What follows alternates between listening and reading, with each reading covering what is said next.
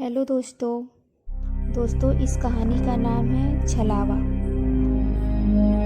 अगर मेरी कहानी आपको अच्छी लगेगी तो प्लीज़ सब्सक्राइब, लाइक और शेयर ज़रूर करिएगा।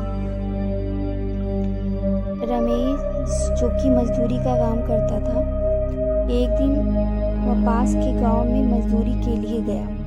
काम खत्म होने के बाद वह शाम के समय अपने घर के लिए चल दिया, पर उस दिन अचानक से बारिश होने के कारण रमेश कुछ देर उसी गांव में रुक गया। फिर जब बारिश बंद हुई तो रमेश वापस अपने घर की तरफ चल दिया, मगर तब तक अंधेरा हो चुका था। जल्दी घर पहुंचने के चक्कर में रमेश ने खेतों के बीच बने रास्ते से जाने का निश्चय किया। काफी समय चलने के बाद रमेश अपने गांव के नजदीक आ चुका था। गांव में पहुंचने के लिए एक बगीचे में से जाना पड़ता था। जैसे ही रमेश उस बगीचे में पहुंचा, वैसे ही उसे एक बच्चे की रोने की आवाज सुनाई दी। रमेश ने सोचा, इतनी रात को तो इस बगीचे में बच्चा कैसे आ सकता है। उसने बच्चे को ढूंढने के लिए इधर उधर नजर दौड़ाई और हर तरफ देखा। तब उसे ख्याल आया, हो सकता है कि कोई औरत किसी काम से अपने बच्चे को अपने बगीचे में ले आई हो, इसलिए वो अपने घर की तरफ चल दिया। पर जैसे जैसे वो आगे बढ़ता जा रहा था, बच्चे की रोने की आवाज़ उसी और जोरों से सुनाई देने लगी।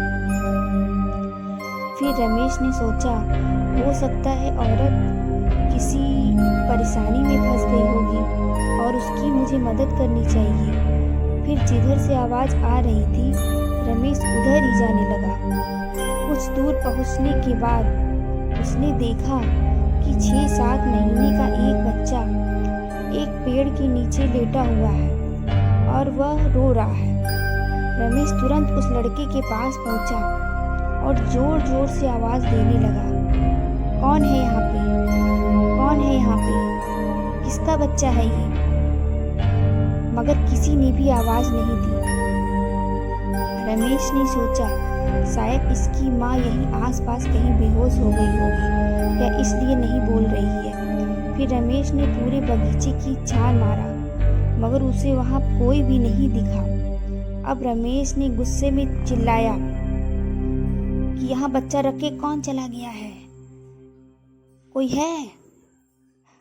लेकिन लोग यहाँ पे रहते हैं, तो यहाँ पे अपने ही बच्चे को अकेला छोड़ के चले गए। गुस्से से वह पूरे रास्ते बड़बड़ाते हुए जा रहा था। तभी रमेश को ऐसा लगा कि उसे चलने में दिक्कत हो रही है, क्योंकि बच्चा बहुत भारी लग रहा था। मगर रमेश घर पहुँचने की जल्दी में और तेज चलने लगा। काफ़ी रात हो चुकी थी। जल्दी ही इस बच्चे को लेकर घर पहुंच जाए। कुछ कदम चलने के बाद रमेश को ऐसा महसूस हुआ कि जैसे बच्चे का वजन बहुत ही ज़्यादा बढ़ चुका है और वो बच्चे को उठा के चल ही नहीं पा रहा था। जैसे रमेश ने बच्चे की तरफ देखा, उस बच्चे की एक आंख बाहर की ओर लटक रही थी और उसके पैर जमीन तक टच होने वाले थे और बच्चा रमेश को देख के हंस रहा था। रमेश इतना देखते ही डर के मारे उस बच्चे को फेंक दिया।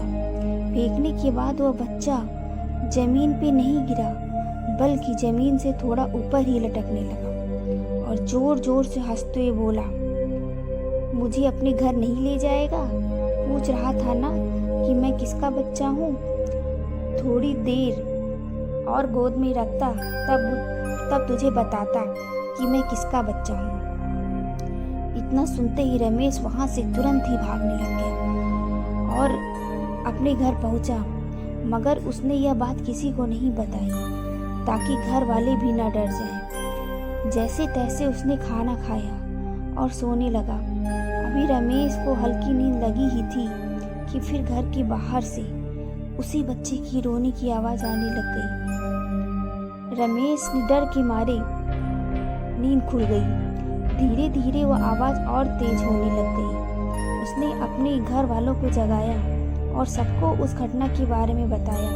फिर उसने कहा वह बच्चा अभी भी घर के बाहर ही रो रहा है, मगर बच्चे के रोने की आवाज़ किसी को सुनाई नहीं दे रही थी। वह आवाज़ बस रमेश को ही सुनाई दे रही थी। उसके बाद रमेश के घर वालों ने गांव के ही एक बाबा को बुलाया, जिसने रमेश का इलाज किया और उसके